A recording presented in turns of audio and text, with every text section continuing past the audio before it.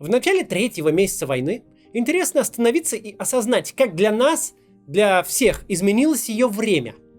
Сначала мы считали войну часами. Западные спецслужбы прогнозировали, что Киев падет за 96 часов. Надо думать, что они не столько ошиблись в оценках, сколько просто пользовались данными из того же кабинета, откуда узнавали о точных датах и направлениях вторжения. Не столько они, сколько само российское руководство о 96 часах, как о крайнем сроке думало. Потом мы считали войну днями. Каждый день ситуация стремительно менялась, и сказанное с утра переставало быть актуальным уже к обеду. Дальше мы перешли на счет неделями. Всегда были какие-то итоги, которые можно было подвести. Сейчас у нас счет пошел на месяцы. Никто уже не рассчитывает на какой-то быстрый успех. Все фантазии о взятии Киева забыты. Война уже идет дольше, чем вся польская кампания вермахта. И по длительности приближается к зимней войне с Финляндией. Спустя 2 месяца, ориентируясь на сообщения западных разведок, на количество потерянной техники и документальные свидетельства, мы точно знаем, что по самым скромным подсчетам эта война уже унесла больше жизней с российской стороны, чем совершается за год убийств в мирное время. Что те 8 тысяч зарегистрированных убийств давно пройденный этап. Что если война продолжится с той же интенсивностью, то Россия в самое ближайшее время похоронит на ней больше, чем гибнет от суицида, а следом в пожарах и ДТП, а потом от всех неестественных причин вместе взятых. Какой-нибудь рекордный по убийствам 94 год будет казаться безобидной флуктуацией на графике. Обещал Владимир Путин, что 90-е не вернутся, выполнил, в общем, свое обещание. Никакие 90-е, даже включая Чеченскую войну, рядом не встанут с происходящим. В смысле тактики за минувшее время не изменилось и вовсе ничего. Не в силах достичь победы на поле боя, российская армия упорно рушит украинские города и убивает мирное население. Пусть провал Блицкрига был очевиден сразу, но в первый месяц в любом случае все держались в напряжении. Несмотря на упорное и героическое сопротивление украинцев, каждый день приходилось закрашивать все новые области карты, оказавшиеся под оккупацией. Сегодня же Киевского фронта не существует вовсе, а на юге и востоке фронт стабилизировался. Последние 2 недели мы жили в ожидании большой битвы за Донбасс, крупнейшего сражения со времен Второй мировой войны. Рамзан Кадыров громко анонсировал начало конкретной операции. Но нельзя сказать, чтобы что-то критично изменилось. Мы по-прежнему видим локальные бои без каких-то масштабных успехов российской армии. Надо полагать, успехов, равно как и глобального наступления, нет не по какой-то сложной причине, а ввиду жесточайшего дефицита ресурсов. Невозможно вести большую захватническую войну против 40-миллионного государства, избегая мобилизации. А мобилизацию провести невозможно. То есть объявить-то ее можно, дурацкое дело не хитрое. Но вот осуществить нельзя. Война — это не провластный митинг-концерт и не голосование даже на выборах. Тут другие ставки. И привычные средства административной мобилизации тут не работают. Собственно, почему не работают и работать не будут, нам рассказывает Медиазона в своем социальном портрете погибшего на войне. То, о чем все догадывались, теперь сведено в единую удобную инфографику. В этой войне участвуют и гибнут на ней жители беднейших регионов России. Считаем. 10% населения страны – это Москва, около 6% – это Санкт-Петербург, а еще более 40% – крупнейшие и самые богатые города. Но выходит, что с большим отрывом за имперские амбиции Путина платят дагестанцы и буряты, жители самых бедных и самых неблагополучных регионов страны. Социально-экономический портрет погибшего раскрывает нам те резервы на мобилизацию, которые есть у российских властей. Резервы эти целиком в самых депрессивных регионах страны. В беднейших слоях населения, которые количественно помочь ничем не особо не могут, потому что физически их не очень-то много. Российская армия никогда не теряла статуса налога на бедность. В армию традиционно шли те, кто не имел финансовой или образовательной возможности уклониться. В ней представительство малых городов и национальных республик традиционно было непропорционально. Но теперь это буквально так. Удельные шансы у молодого человека из Москвы погибнуть в Украине в сотни раз ниже, чем у его ровесника из Махачкалы. Не очень уместно в то время, как массово гибнут люди, говорить об откровенно потешных страницах этой войны. Не очень уместно, но мы поговорим. Не очень уместно, как я уже сказал, говорить об откровенно потешных страницах этой войны. Это как читать рассказы коменданта Аушвица Рудольфа Хесса о том, как ему приходилось отовсюду понемногу воровать колючую проволоку, чтобы в этом мраке бардака и коррупции лагерь хоть как-то заработал. Если не знать, чем был этот лагерь смерти, то его байки и правда звучат как-то смешно. Но такова война. С одной стороны, кровь, страдания, примеры крайнего героизма и крайней же подлости. С другой, такие казусы чистого идиотизма, которые в экранизации через 50 лет зритель будет считать чистым вымыслом и художественным преувеличением. А российские спецслужбы вчера раскрыли попытку покушения на Владимира Соловьева. Все чин-чинарем. Захват с участием спецназа, националистическая литература, флаг со свастикой, портрет Гитлера и книга с неразборчивой подписью. Чтобы картина нацистского заговора против Соловьева была полной, в квартире нашли аж 3 копии игры Sims и выложили их прямо вместе со свастиками и прочими атрибутами. Причем глубоко законспирированная группа нацистов, чтобы не создавать паузы в оперативной съемке и не портить динамику сцены, открыла дверь группе захвата с первого же стука. Моментально. Ну, вы знаете, как в кино. Там всегда абонент либо берет трубку сию же секунду, либо герой делает вывод, что никто не отвечает. Так же и тут. Вот эта вот законспирированная группа захвата, только дзынь в дверь, они сразу вжух. Заходите. Единственная же рабочая гипотеза, как в квартире отпетых нацистов оказались сразу 3 копии игры Sims, может быть такая. Сказано было купить 3 симки, а кто-то услышал 3-й Sims. Ну и на всякий случай купил 3 диска. Отдельно показательно бесстыдство, которое мы увидели. Это ведь не для красной папочки контент был. Это должны были поверить люди. Это по центральному телевидению показывали. И люди видят какой-то чистый Монти Пайтон. Глубоко законспирированных украинских диверсантов, готовивших покушение на одно из главных лиц пропаганды в обнимку с нацистским флагом, портретом Гитлера и 3 копиями Sims. Если такое можно выдавать в паблик, то особых вопросов к содержанию красных папочек не остается.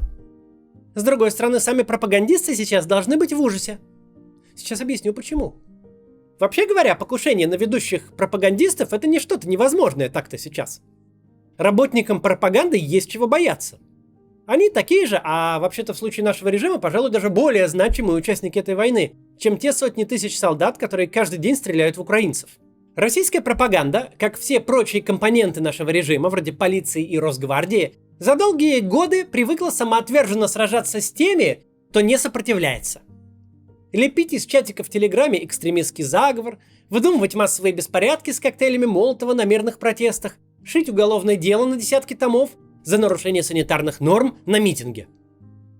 Когда твои оппоненты — это мирные законопослушные граждане, которые не оказывают сопротивления, вести с ними смертный бой, не жалея скола зубной своей эмали, легко и приятно. Очень легко и приятно брызгать ядовитой слюной из телевизора, а еще задерживать ротой спецназа людей, в жизни не державших оружие, бить дубинками тех, кто заведомо сдачи не даст. Бойцы Росгвардии уже имели возможность убедиться, что украинские военные — это не московские студенты. У них есть огнестрельное оружие, и они умеют им пользоваться. А пластиковые щиты, шлемы и резиновые дубинки солдат не особо впечатляют. Результатом знакомства с реальными, а не вымышленными противниками, в ходе которого целые подразделения были похоронены в собственных же автозаках, стали массовые отказы росгвардейцев от отправки в Украину, потому что нанимались они на льготное жилье и раннюю пенсию, а не на льготный перелет в цинковом ящике и похороны за государственный счет. Вот и пропагандисты тоже начинают понимать, что против них теперь не расследователи, которые найдут очередную виллу, а одно из крупнейших европейских государств, у которого есть армия, спецслужбы, агентурная сеть наверняка. Не то чтобы похищение или убийство даже кого-то из них персонально имело бы особый смысл, чтобы там каждый из них о себе не думал. Все они просто высокооплачиваемые курьеры, легко заменяемые хоть на оператора из той же самой студии. Но как средство поселить страх, заставить этих людей отказаться от нормальной жизни, опасаться своей тени, чтобы никаких ресторанов и шопинга, чтобы от студий до дома в бронированной машине, чтобы просто сводить их с ума, вот для этого что-то типа покушения и могло бы и сработать. То есть вполне можно предположить, что этим мог бы кто-то заняться. Симоньян, Соловьев, Скобеева – все они должны отдавать себе отчет, что шутки кончились. Что теперь они не просто отвратительные люди, но идет война. И они в этой войне такие же преступники, как те, кто творил зверство в Буче. И возмездие их догонит, а памятуя опыт Израиля, догонит даже через десятки лет, даже на другом конце света. Конечно, это понимают все. И, конечно, спецслужбам поставлена задача находить и раскрывать такого рода заговоры. Беда лишь в том, что военное время многое может изменить. Но только не логику, в которой существовали российские спецслужбы все 20 путинских лет. Намного проще раскрыть преступление и отчитаться о том заговоре, который ты сам же и выдумал. На месте российских пропагандистов, при виде вот этих вот потешных задержаний, которым только визитки Яроша не хватает для полной театральности, я боялся бы еще больше. Потому что пока спецслужбы всецело увлечены своим обычным делом, навешиванием лапши на уши начальству, война все еще идет. И пропагандисты в этой войне – страна-агрессор. И есть много людей, желающих им смерти. И этим людям очень удобно, что чекисты заняты чем-то другим. Повальное вранье, на котором держится наш режим, хорошо работает в мирное время. Мы уже видели, чем обернулась сформированная спецслужбами уверенность Владимира Путина в том, что война в Украине станет повторением аннексии Крыма. Эта уверенность уже обернулась трупами в парадных мундирах, которыми усеяна дорога на Киев. Теперь те самые спецслужбы стремятся как-то себя реабилитировать и бросятся раскрывать все новые и новые заговоры. Кладовые Мосфильма будут дочисто вынесены в поисках нацистского реквизита. Но вот что очень плохо. Сегодня мы имеем реальность, где заговоры и правда могут быть. А по истории, в том числе истории царской России, мы знаем, что спецслужбы, заточенные на изобретение заговоров, не очень умеют справляться с заговорами реальными. Одно дело успешно сбивать условного противника на учениях. Другое – выдумать хорошее объяснение, почему нефтебазы в приграничной области стали взрываться одна за другой, а флагман флота ушел на дно.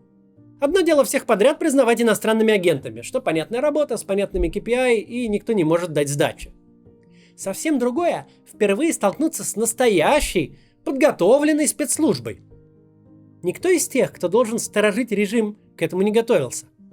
Они готовились на ученых вешать дела о госизмене. Профессор химии отстреливаться же не будет. Не нужно думать, что такие постановки, настолько грубые и очевидные, рассчитаны на публику. Они рассчитаны на отчет перед начальством. Начальство получает понятные триггеры. Вот тебе свастика, вот тебе Гитлер. Все как положено. Рассчитаны на отчет перед начальством ровно так же, как и вся война. Не нужно достигать реального успеха. Нужно продать начальству успех мнимый. Зная это, легко ответить на вопрос, почему спустя второй месяц войны реальных успехов еще меньше, чем после первого. Потому что, равно как кто-то вместо оперативной работы был отправлен на закупку копии Sims 3 для экспозиции заговора, кто-то другой, но уже на фронте, был занят похожей имитационной деятельностью. С другой стороны, мы видим Украину.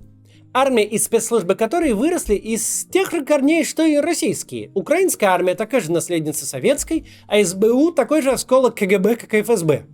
Но теперь мы понимаем, насколько и вся страна, и силовой ее компонент изменился за эти годы. Как успешно удалось преодолеть дурное наследие.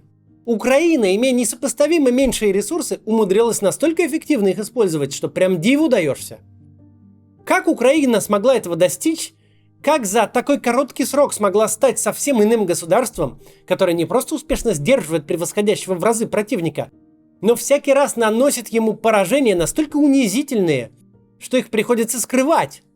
Столицу отбили, нефтебазы в глубоком тылу на чужой территории громят, флагман флота затопили, не имея своего флота вовсе. Поражения эти настолько постыдны, что российскому руководству приходится забирать у собственных солдат право погибнуть в бою, буквально отбирать славу. Ведь по сей день катастрофа крейсера «Москва» – результат нарушения техники безопасности. Люди погибли не от украинской ракеты, а от собственного головопятства. Типа в телевизоре. Неудачно покурили. Профессиональные моряки на ракетном крейсере, способного нести ядерное оружие, неудачно покурили. Страной, способной не только сражаться, но и унижать превосходящего противника, Украина стала по одной причине. В ней действительно работает демократия. Действительно есть политическая конкуренция. Конкуренция сама по себе не дает порокам системы консервироваться, находиться под спудом. Зависимые от избирателя политики не могут спрятать проблемы под слоем развесистой пропаганды. Они вынуждены на них реагировать и их решать. Мы видим столкновение двух систем. Агрессора, у которого под блеском генеральских погон неслужившего Шойгу, под модным логотипом и айдентикой, под пафосными парадами армия успешно сгнила, вернувшись на позднесоветский уровень, даже хуже.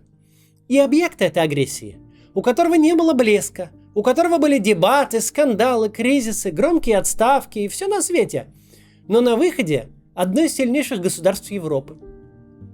Истина о том, что отсутствие конкуренции ведет к деградации, работает всегда и относится совсем не только к экономике. До завтра.